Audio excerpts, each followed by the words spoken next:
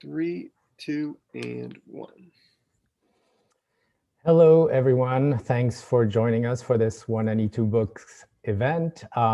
Tonight we have the pleasure of welcoming Chip McGrath, who is the editor of a new collection of short stories by Donald Barthelme for the Library of America, which is coming out this week, if I'm not mistaken.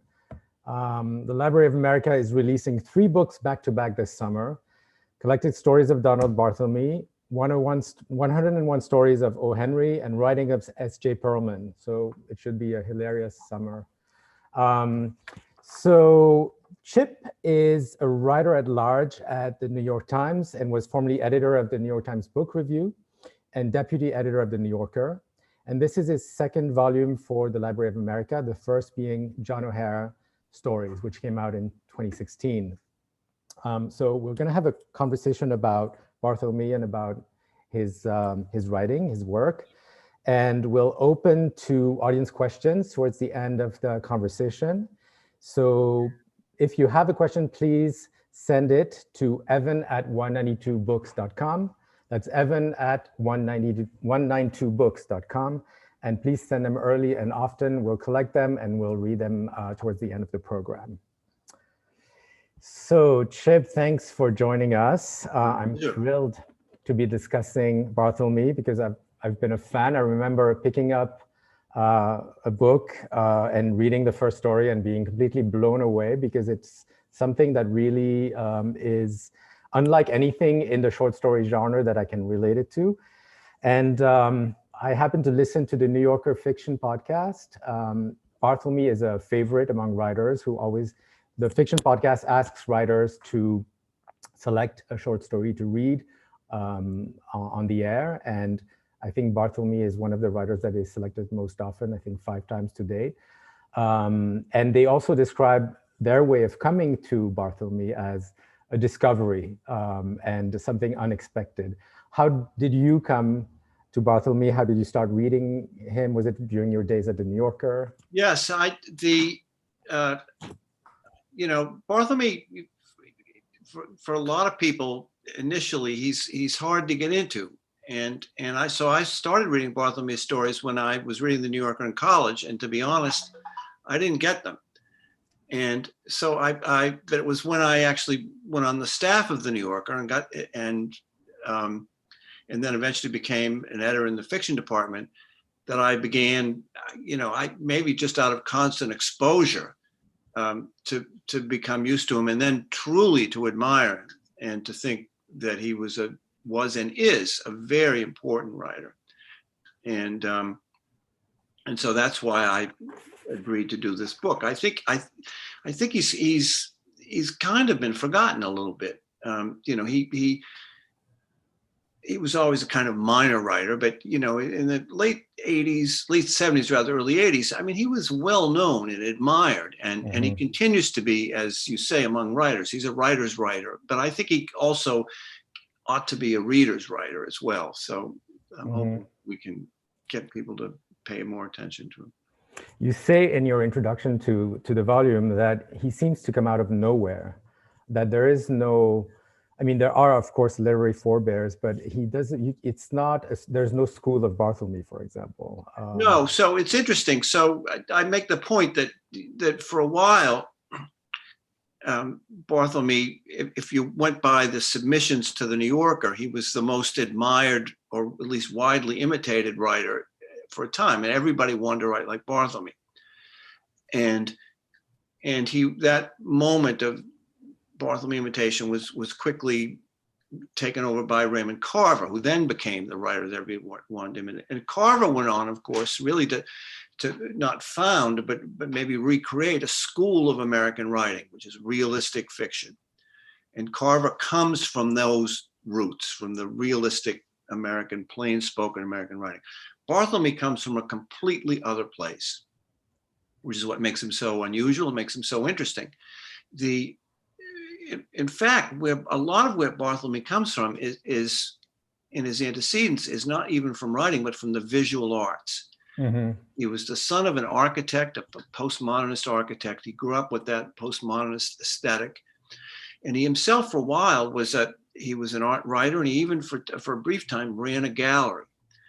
And you see, a lot of his work is sort of collage-like, and some of his practice is almost painterly, and people like Schwitters and even Andy Warhol. So this is where Barthelme comes from, and in some ways, and that's what makes him so surprising and so unusual.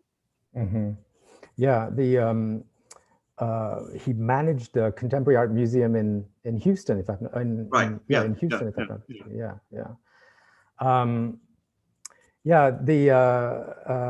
He's primarily known as a short story writer, but he's also written a number of novels. Why do you think that the short story is really the genre where he shines? Well, I think the story, first of all, there are more of them, and I think I don't want to say the novels aren't successful. Some of them I think are quite good, but it's fair to say he wasn't a natural novelist. I mean, his sphere is I think his length is the short story length, and the novels are really sequential stories riffed together. And and part of it, I guess, was conditioned by the New Yorker. I mean, he oddly, this somewhat avant-garde postmodern writer was adopted by the New Yorker, which was controversial in its way. I think in the long run, it was beneficial to both Barthelme and to the magazine. But that was what the magazine wanted, and he thrived on that, the 3,000 word short story and so on. And I think that was kind of his natural length. And within that little sphere, he worked countless variations. I mean, as I said, some of his stories were collages, some of them were question and answers, some of them were lists, some of them were riffs on language, some of them were retellings of old stories, some of them, even a few, were even traditional stories with beginnings, middles, and ends. But he didn't do those till the end of his career. He meant to be different, and we have to remember that he comes from a moment when, this is again the late 70s, early 80s, when a lot of American writing was doing this. There was this moment of, you have Barth and you have Pynchon and you have Coover, and these people want to upend the whole conventions of American realism, and they want to turn it topsy-turvy, and they're writing stories that are self-consciously aware of their own made-upness, though there was something Barthelme didn't do so much. But it was a moment of we've got to make it new. We've got to overthrow the old guard, and it was a very vivid moment to me anyway. I remember it. This is what was going on, and it was a lot of turmoil. It was exciting, and then it kind of passed. And, there's not so much of it anymore. And why do you think we've moved away from that?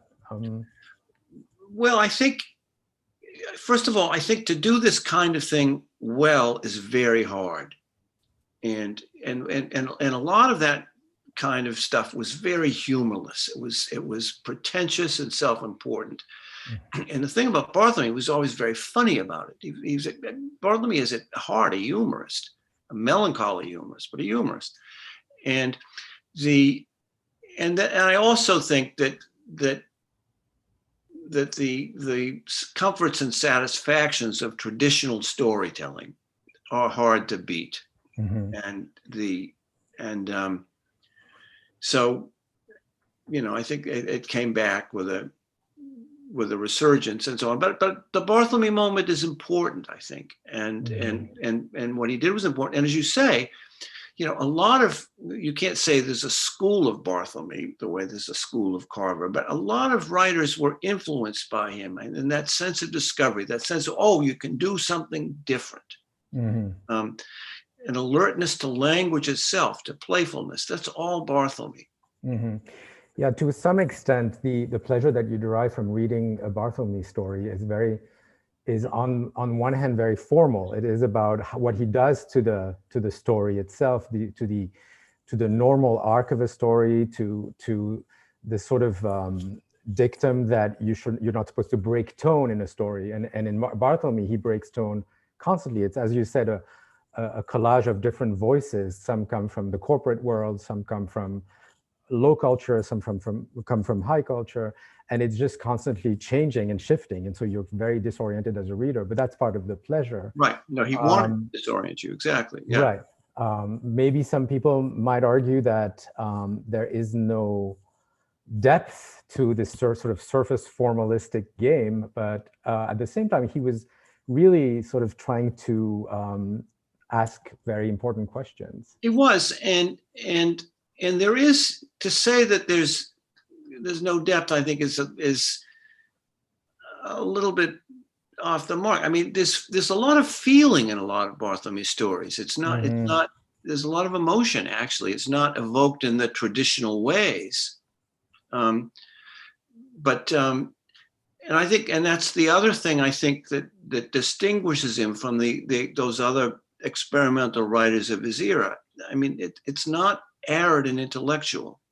Right. There's a kind of feeling and a kind of alertness to stuff that's human as opposed to just intellectual and theoretical.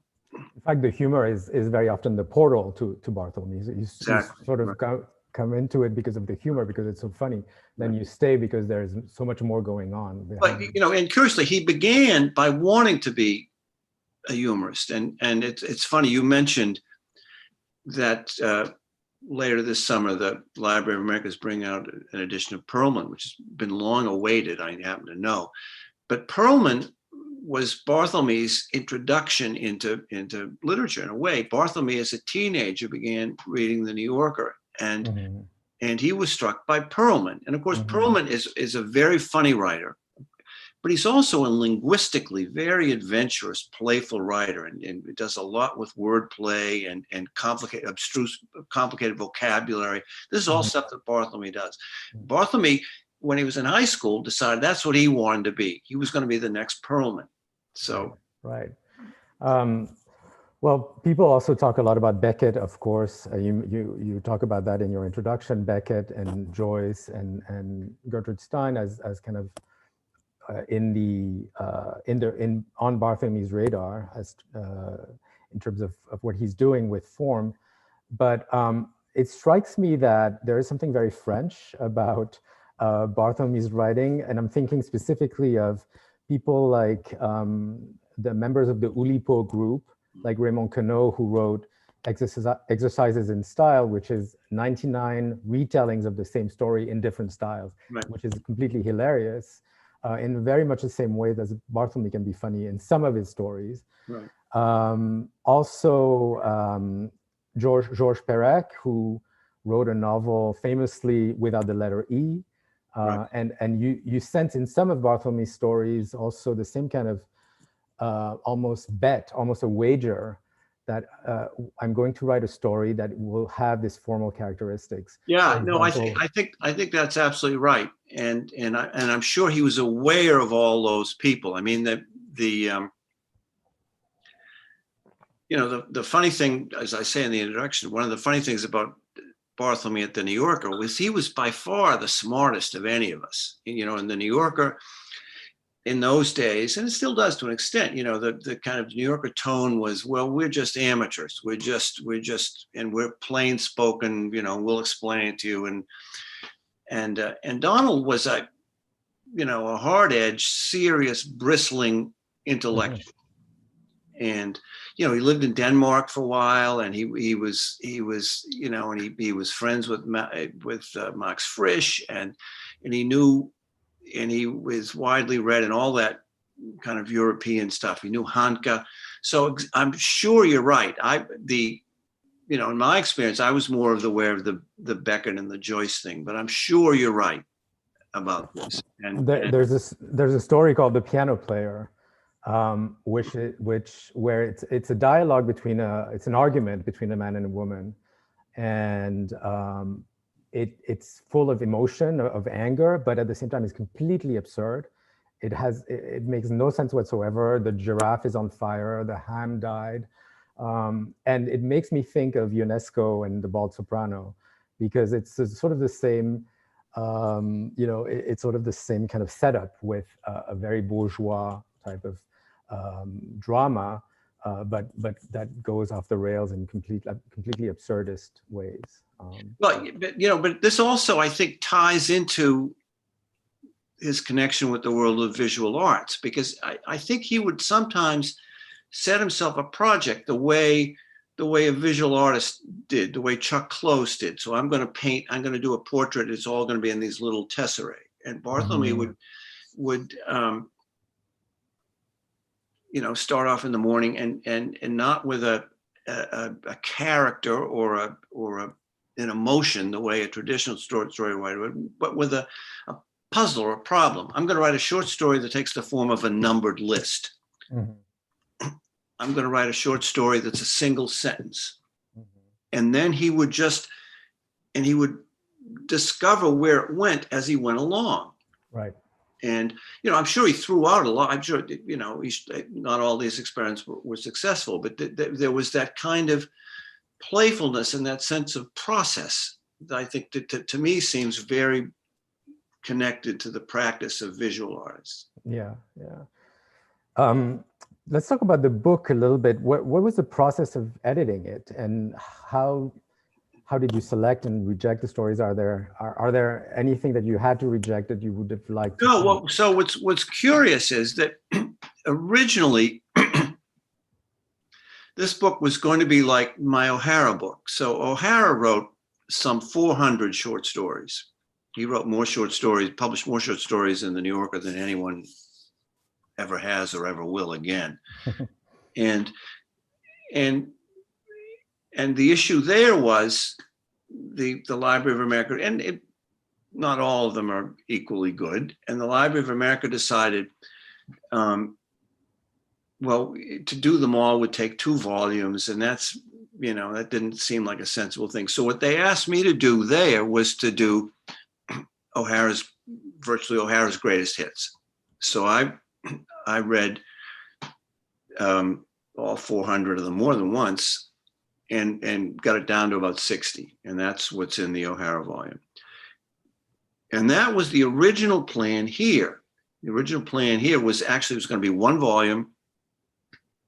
And it was going to be the greatest hits and maybe one of the novels, maybe Snow White or something. And then at a certain point, the Library of America, and so I was going through and I read all of Barthelme 2 times, just trying to sort out. I had this list about, yeses, nos, maybes, and it was always changing, which was going in. And then, when I was well into this process, I had lunch with the editors of the library, and they said, it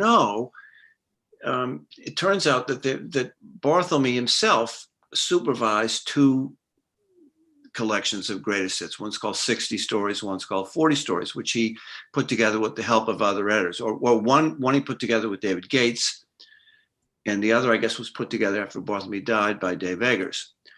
And it turned out that both of them were still in print. And so the Library of America said, maybe we should do something different. And they had the idea, which is, I think, the right one, so that just as Barthelme's stories were often recollages, carefully put together assemblages of things, his individual volumes were the same way. When most short story writers, when they publish a volume of short stories, they sweep up whatever's left since the last time they published a collection of stories, and they put them in order and they send it out. Barthelme thought of each volume as a specific kind of work of art, and he fussed over them a lot. Fussed over the order of the stories. He fussed over the typography. Many of the volumes have illustrations and stuff. So the library decided what maybe made more sense was to do something which I think they've never done before, which is to publish. Normally the library just does things in chronological order. Mm-hmm. In this case, they published the books in chronological order, with each collection, with each story exactly in order. And at the end, there's a kind of a few uncollected stories. So that's what it is. And so it offers a kind of interesting way of looking at Barthelme. It's not just chronological. So you don't just get to see a writer develop, you get to see a writer thinking about the way he's developing. There's as I say, there's one downside to this arrangement, which is Barthelme's first volume, Come Back Dr. Caligari, is I think, especially in the first couple of stories, it's almost deliberately off-putting. He's trying to say, this is who I am. And it's not the greatest introduction to Barthelme. So in my introduction, I suggest that you start with the second volume, which is one of his better ones, and then people will go back. But anyway, it's an interesting thing. And I think he would be really pleased to see that this is how they decided to go about it. I agree. I think it's really successful in the sense that it restores the context for each story, which I had not at all understood from reading 60 stories, for example. No, you don't know which is playing off against the next. And he was he fussed forever about just the order in which the stories would be. And so I think it's a great plan. Do you have a favorite collection among all the collections? I think Sadness is probably the greatest. Why is that? Well, because I think it shows him at his peak. Mm-hmm. I mean, they're funny, they're sad, they're brilliant. I also think the second collection, I've forgotten the name of the second collection. What is it? The second one is Unspeakable Practices. Unnatural Acts. That's also, it's very strong. Yeah. I think. And that's where he, it's where he's kind of hit his stride, and he's not trying to announce himself as this formidable presence. Do you think that there is an evolution in his style, or do you think that he had hit his mark early on and he kept doing? No, I think there is an evolution. I mean, if there's a constant in his style, it's a dread of being formulaic or predictable. He's always trying to reinvent himself, and though there were certain things he would return to, but he's always trying to do something a little bit different. I think the difference is the later stories. Many of them are sadder. They're kind of, you feel mortality weighing more, and there's a lot of them, not all of them, are spare. There's a kind of a lot of them are just kind of they're sort of dialogues, just conversations that go back and forth without a whole lot of stuff, and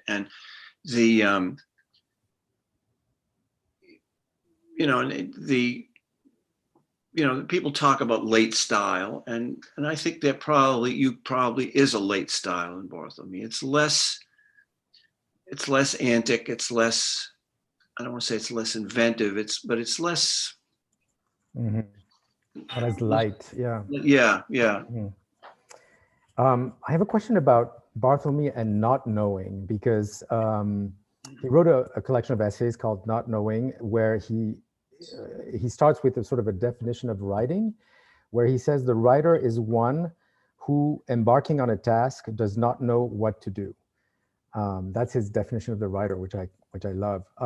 And his biographer, Tracy Doherty, entitled his biography "Hiding Man," and which is the title of one of his stories. Right. And he quotes at the beginning a sentence from Snow White that says, "Try to be a man about whom nothing is known." And I find that very important in Barthelme, but I'm not sure exactly what is this inclination towards obscurity, unknowing? No, I think it's two separate things. One is this thing of not knowing where you're going, which is, I think, very much his kind of. We were talking about the practice. He would set himself a task, and then he had no idea where it would take him. Right. And but what Dari's getting at in the biography, I think, is something a little different, which is that he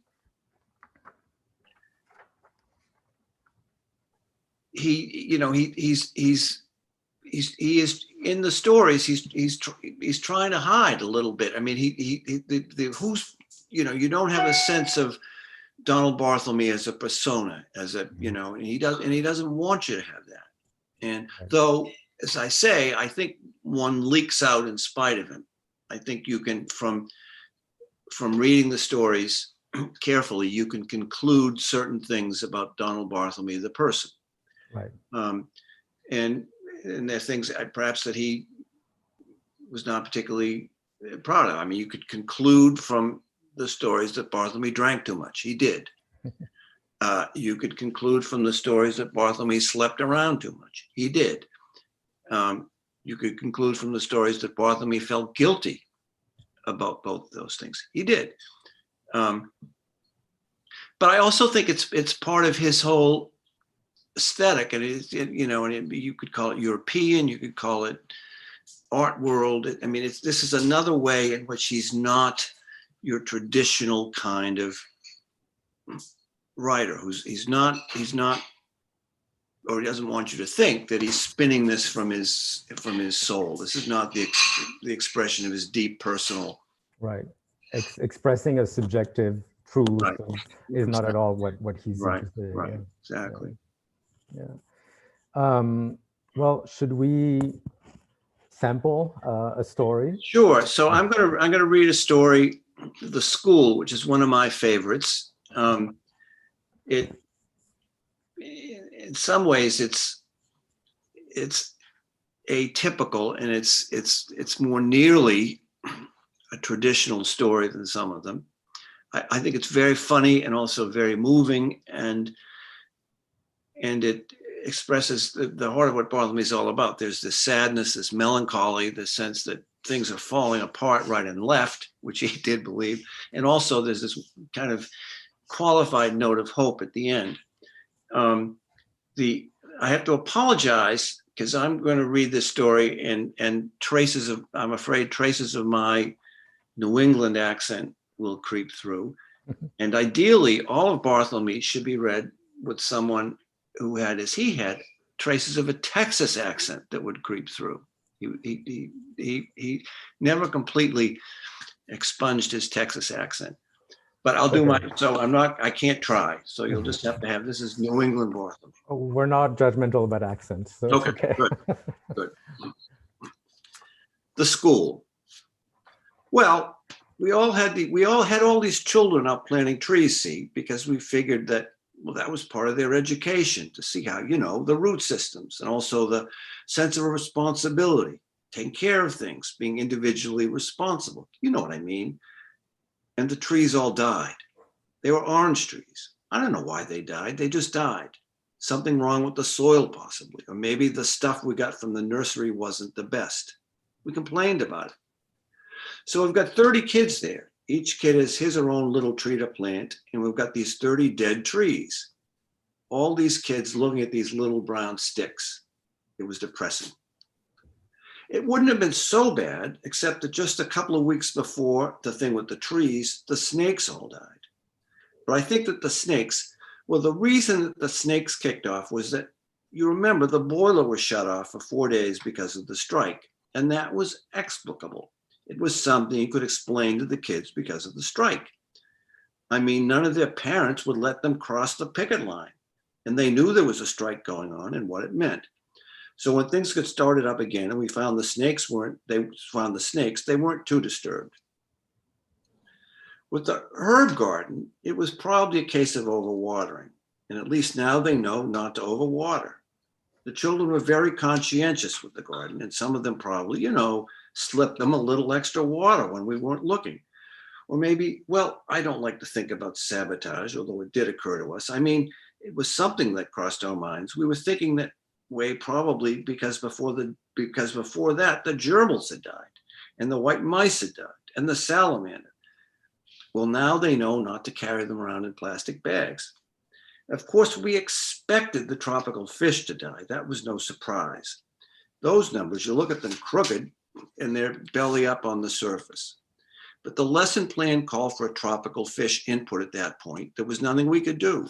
It happens every year. You just have to hurry past it. We weren't even supposed to have a puppy. We weren't even supposed to have one. It was just a puppy the Murdoch girl found under Gristides' truck one day, and she was afraid the truck would run over it when the driver had finished making his delivery. So she stuck it in her knapsack and brought it to school with her. So we had this puppy. As soon as I saw the puppy, I thought, oh, Christ, I bet it will live for about 2 weeks and that's what it did. It wasn't supposed to be in the classroom at all. There's some kind of regulation about it, but you can't tell them they can't have a puppy when the puppy is already there right in front of them, running around on the floor and yapping. They named it Edgar. That is, they named it after me. They had a lot of fun running after it and yelling, "Here, Edgar, nice Edgar." Then they'd laugh like hell. They enjoyed the ambiguity. I enjoyed it myself. I don't mind being kidded. They made a little house for it in the supply closet and all that. I don't know what it died of. Distemper, I guess. It probably hadn't had any shots. I got out of there before the kids got to school. I checked the supply closet each morning routinely because I knew what was going to happen. I gave it to the custodian. And then there was the Korean orphan that the class adopted through the Help the Children program. All the kids brought in $25 a month. That was the idea. It was an unfortunate thing. The kid's name was Kim, and maybe we adopted him too late or something. The cause of death was not stated in the letter we got. They suggested we adopt another child instead and sent us some interesting case histories, but we didn't have the heart. The class took it pretty hard. They began, I think nobody ever said anything to me directly, to feel that maybe there was something wrong with the school. But I don't think there's anything wrong with the school particularly. I've seen better and I've seen worse. It was just a run of bad luck. We had an extraordinary number of parents passing away, for instance. There were, I think, 2 heart attacks and 2 suicides, 1 drowning, and 4 killed together in a car accident, 1 stroke. And we had the usual heavy mortality rate among the grandparents, or maybe it was heavier this year, it seems so. And finally, the tragedy. The tragedy occurred when Matthew Wine and Tony Mavrogodo were playing over where they're excavating for the new federal office building. These are all these big wooden beams stacked, at the edge of the excavation. There's a court case coming out of that. The parents are claiming that the beams were poorly stacked. I don't know what's true and what's not. It's been a strange year. Oh, I forgot to mention Billy Brandt's father, who was knifed fatally when he grappled with a masked intruder in his home. One day we had a discussion in class. They asked me, where did they go? The trees, the salamander, the tropical fish, Edgar, the papas and mamas, Matthew and Tony, where did they go? And I said, I don't know. And they said, who knows? And I said, nobody knows. And they said, is death that which gives meaning to life? And I said, no, life is that which gives meaning to life. Then they said, but isn't death considered as a fundamental datum, the means by which the taken for granted mundanity of the everyday may be transcended in the direction of, I said, yes, maybe. They said, we don't like it. I said, that's sound. They said, it's a bloody shame. I said, it is.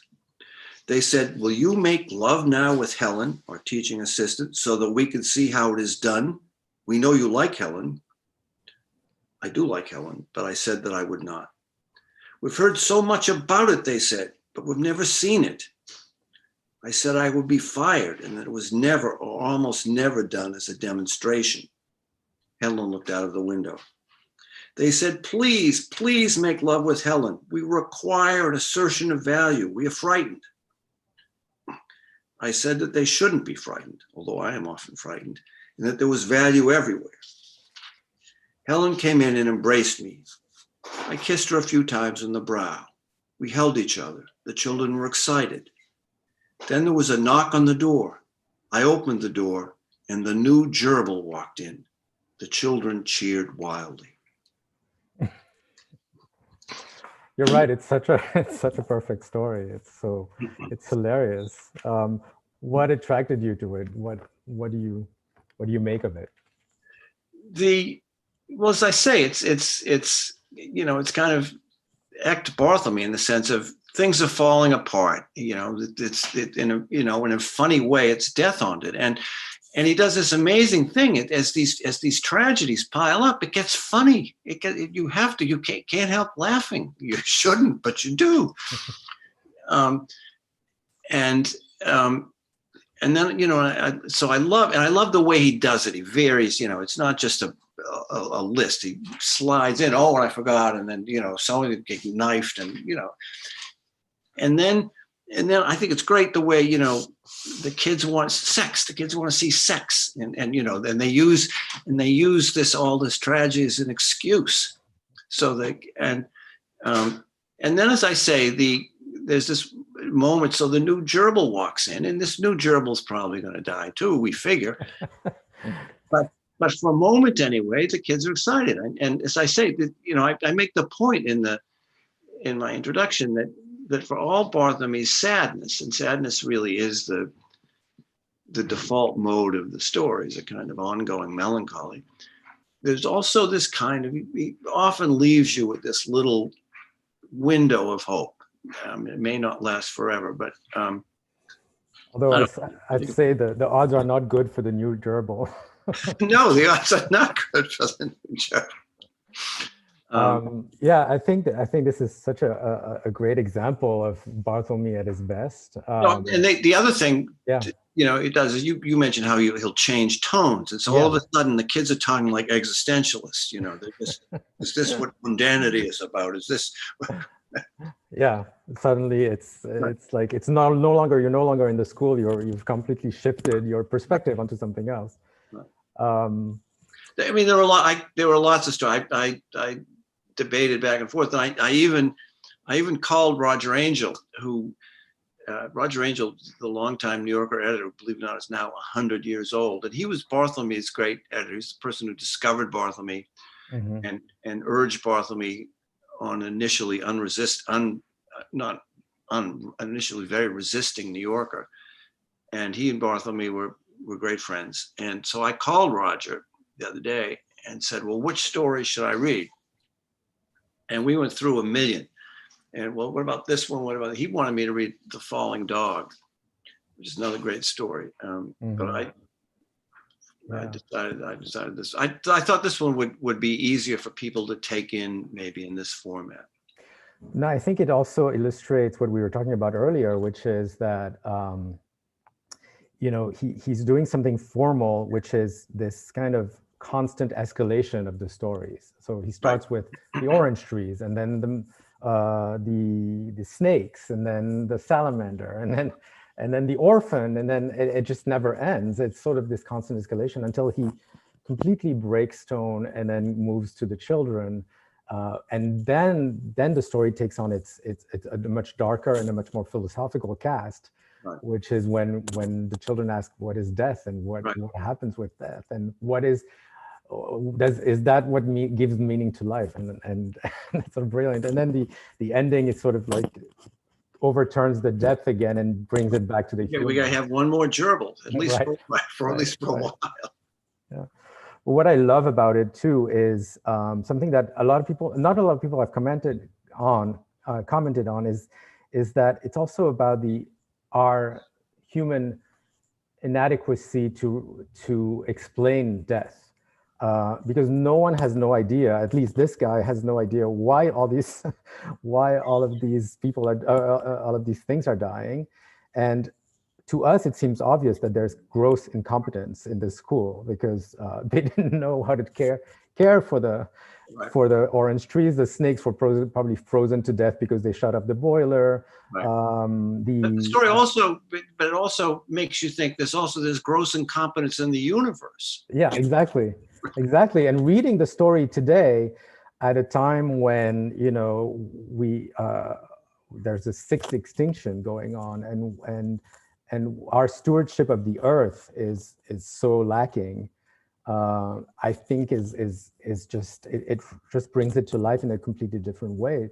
We are completely incompetent in caring for life around us, and we cannot explain why things die. And in most cases, it's because of us that they die.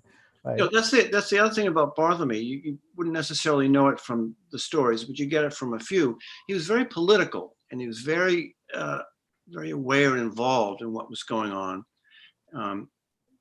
His heyday coincided with the Nixon years, and so he wrote a lot of notes and comment, which that's the sort of editorial. It's the first piece in the New Yorker every week, and I hope at some point some of this stuff, in those days that stuff was unsigned. I hope at some point some of this can be got out and got published. So that's the other thing that just maybe I said, he was different from a lot of New Yorker writers, and he was this formidable intellectual. He was also more politically involved. He was very involved with Penn, for example, and very involved with running international conferences and stuff. Yeah. There's another story that I love, and it's called Concerning the Bodyguard. Yeah. And the story is written in the form of questions. Most of it, at least 99% of it, is written in the form of questions. Right. And you think that would make for an extremely boring story, but it's actually a narrative.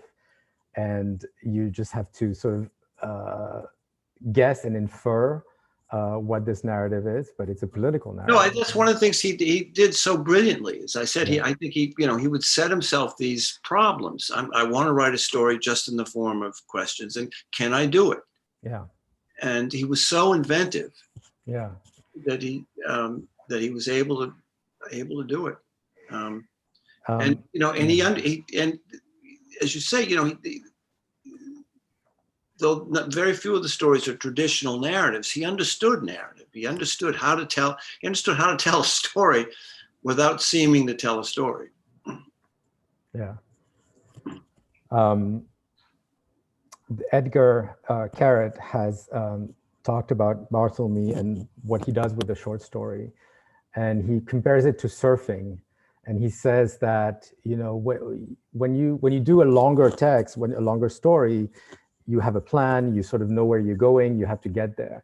But with the short story, especially with Barthelme, which they're so compressed, they're often just a page or 2 pages, sometimes a little longer. It's more like surfing a wave in the sense that you just want to catch the wave, get on the board and not fall, and just let it take you wherever it goes. That's a great analogy. I hadn't heard. Yeah. It's exactly right. Yeah. And the story ends where it's supposed to end. When the wave ends, the story exhausts itself. No, and that's why I think why Barthelme proves so hard to imitate. This to do this, it's a combination of spontaneity and intelligence and verbal dexterity and humor and like a good surfer, he makes it look easy, but it's not. Yeah. I think of the last sentence of that story, the children cheered wildly. I think of him as sticking the landing of the ending of the story, and he just, it's sort of like, this is the end, and everybody claps in a way. All right, well, let's see if we have any questions from the audience. Evan, do you have anything? Let me see. Okay, so Michael asks, besides the visual arts and European modernist and postmodern literary influences on Barthelme, do you think there may be links to American writers before the dominance of realism? For example, Melville of The Confidence Man and Bartleby the Scrivener. Even Moby Dick is hardly an exercise in realism. And there are strains beyond realism in Hawthorne and Twain as well. Or are these writers too allegorical for comparison to Barthelme's intentions? That's a really interesting observation. The Melville point is very well taken, I think. I'm not so sure about Hawthorne, but I think that's right. So, I mean, the thing to remember is Barthelme had read everything. Mm-hmm. And I hadn't even thought about that, but I think that's right. There is another tradition in American literature that's not this kind of straight realism, which we think of, that's Twain and Hemingway. Hemingway's the great creator of it, and Barthelme is tapping into something else. And Melville's a great example. Good. Yeah. Good point. Yeah. There's a line in David Gates's introduction to the 60 Stories collection that talks about Barthelme's emphasis on manner rather than matter. And he asks, doesn't this emphasis put Barthelme among literature's marginal crazy uncles, Furbank, Edward Lear, John Lilly, instead of among its august dead fathers? I underlined the line. Good, you know, and that's good. And we should add that Lear and Furbank, I mean, he wrote a whole story about Lear. Lear and Furbank are definitely part of the package here. Yeah. Yeah. And Joyce especially. Sure. Luca asks, Barthelme's style isn't quite en vogue these days among contemporary short story writers or in many MFA programs, but do you think there are any writers working today who have continued his project, as it were? George Saunders is one who's quite openly professed his love for Barthelme, but wondering if there are any other contemporary writers who you find uniquely influenced by Barthelme. Well, Saunders is one, probably the one most directly influenced is Donald Antrim. The Mary Robeson, to an extent, Dave Eggers has said that he was influenced by Barthelme, but you know, it's not a direct line. I mean, you can see why Saunders would like Barthelme, but it really is not the same. I mean, you could imagine Barthelme writing the kind of Saunders story, you know, about the theme parks, but it would be crazier, it'd be more, it would be more condensed and so on. No, that's the point I think about Barthelme, and is that he's a one-off, and that's why he's valuable. There's really nobody else like him, and I think his example to other writers it's like license, it's freedom. You can do this. You can break the rules. You should break the rules. And I think probably that's what writers like him. I mean, as you said earlier at the beginning, you know, a lot of people come upon Barthelme. I've heard this, you know, you come upon him, you read, you say, what? You can do this? You know, and that's that feeling of, oh my gosh. Yeah. I wonder, do you think he is out of fashion and will come back into fashion? Do you think? Well, he's certainly out of fashion. I think he's not forgotten, and I'm hoping that this volume will maybe get a whole, you know, I'm surprised this whole generation of younger people, when I told people what I was working on, they said, who? And these are people who are good readers. And so I'm hoping this will put him back in the spotlight. He's never going to be a major figure, right? I mean, but that's not to say he's not an immensely valuable one. Laurie Moore also is someone who's talked about Barthelme as someone who's definitely influenced her. And definitely I see Mary Robertson as someone who, you know, but again, as you say, it's maybe one side of Barthelme, but he had so many sides and so many different facets that each writer will take one aspect of that. Okay, Harry asks, I know it's like picking a favorite kid, but what are both of your favorite Barthelme stories, or at least your favorite at the moment? I've always been drawn to Nothing, a preliminary account, or is there a deep cut you both admire? As I said, I like The School. I like Overnight to Many Distant Cities. I like that early story, Indian Uprising, which is, I think, one of the first stories where I find really was published, I think, just shortly after I got to the New Yorker, where I really kind of understood what he was doing. It is like picking your favorite child. And that was what was so hard back. And when I was thinking I was doing a greatest hits volume, I just was going back and forth all the time. So I was like, I was having to kick children out of the family. So I was relieved hit on this arrangement. I have one that I really enjoy a lot is The Balloon. It's a wonderful story, yeah. Which is a great story. And you were talking about his knowledge of contemporary art. And I find that this is one of the stories where you see that very clearly, because The Balloon is a story of a balloon that appears in the city suddenly, under cover of darkness, and it's a huge balloon that is sort of is hovering over several blocks of the city, and no one knows what it's doing, and everybody has a different opinion of it. Everybody is describing some form of meaning, right? Onto it, Trying to find projecting meaning, metaphors, right? And it ends up being just this one guy's balloon. and that he in the end deflates at the end of the story and stores somewhere. Yeah, it makes me think of there's similarities to public art in general when you know a work of sculpture appears in the city and people sort of are wondering what it is and they try to ascribe meaning to it. Well, that's what you know, the Falling Dog story, which is based on Ernst Trova, and you know the falling man and this same kind of thing. And so, what is this? And you know, how do we make sense of this? Katie asks, Barthelme's nonfiction, if it can ever really be categorized as such, is so thrilling and unique. How do you find it as a journalist, nonfiction writer yourself, Chip? It's hard to categorize, and so one of the issues when we were putting this thing together was, you know, he did a lot of stuff that were parodies, brilliant parodies, and you know, we debated whether or not to include that, and I, you know, I'm hoping that maybe there'll be another volume. I mean, of Barthelme. Maybe we could at some point, maybe the novels, some of them, and some of the nonfiction. It's very hard to draw the line, actually, in some of Barthelme between what's the fiction and what's the nonfiction.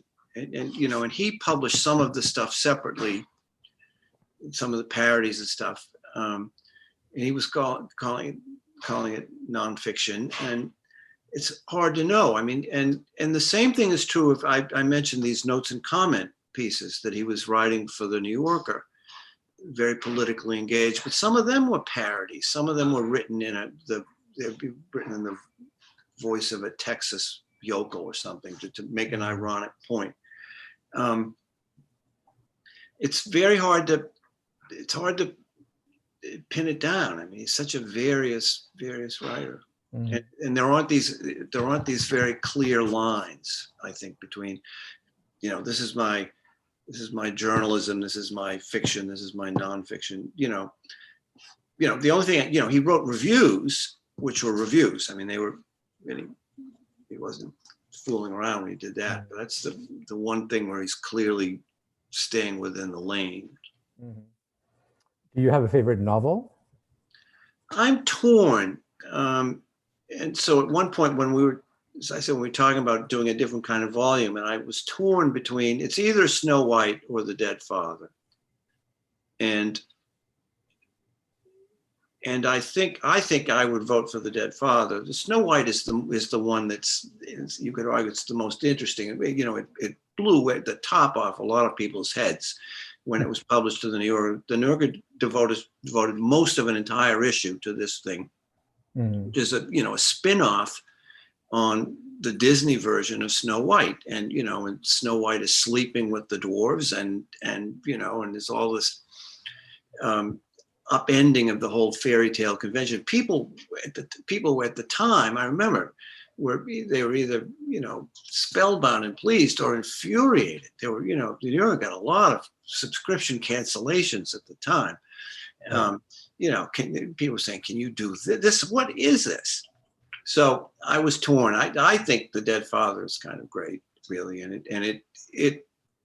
it touches on, I think, something. So Barthelme had a very contentious relationship with his own father. His own father was a very serious postmodern architect. He for a while worked with Louis Kahn. He was an acolyte of Mies and people like that. And he moved to Texas and became that kind of architect, much to the, you know, so he built the Barthelme house, which was so bizarre at the time that people would come and drive by and just to look at it. This is, you know, in a suburb of Houston where everything's a ranch house, and here's this the Barthelme family used to come out and they would do a kick line. So these people would come by on Sunday afternoons.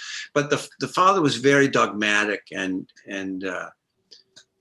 autocratic, and he and Donald were always at odds. But the father's aesthetic, the sense that there is something called the postmodernism. There was that time, and now this is our time, and we have to do it differently. That's very much part of his thing. And really, the Dead Father it's a book about a father who won't stay dead. Right.